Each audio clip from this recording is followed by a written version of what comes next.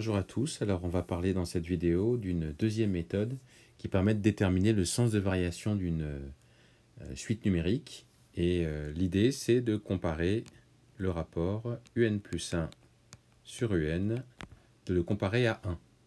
Alors une propriété nous dit que si tous les termes de UN sont positifs, strictement positifs, il ne faut pas que ce soit égal à 0, et bien dans ce cas-là, si jamais UN plus 1 sur UN c'est supérieur à 1, ça voudrait dire que notre suite elle est croissante.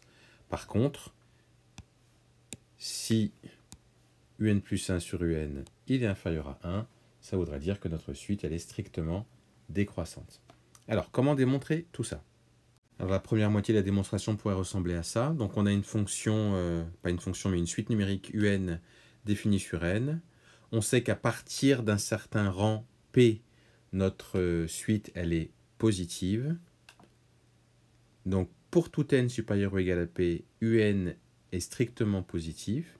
Alors, vous verrez pourquoi c'est important que ce soit positif et strictement. Il ne faut pas que ce soit égal à 0 non plus.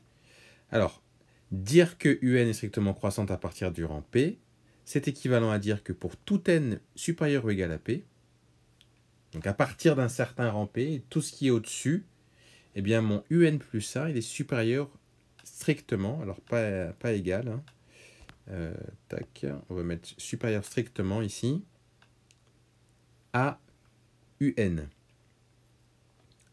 Comme je sais que mon un, il est non seulement positif, mais il n'est pas non plus égal à 0, je peux diviser de chaque côté par un. C'est ce que j'ai fait ici. Donc quand je divise ici par un divisé par un, ça fait 1, donc c'est pour ça que j'ai 1 ici. Je n'ai pas divisé par un nombre qui est égal à 0, donc c'est pour ça que c'est possible. Je n'ai pas non plus divisé par un nombre négatif, c'est pour ça que le sens de l'inégalité ne change pas. Voilà pourquoi il était important que un soit positif et non nul.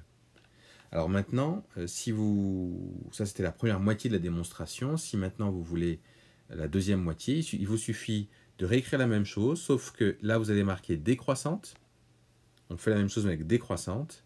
Et cette fois-ci, eh bien, on a inférieur strictement à un, mais on fait la même chose, on divise par un de chaque côté, et on obtient un plus 1 sur un inférieur à 1.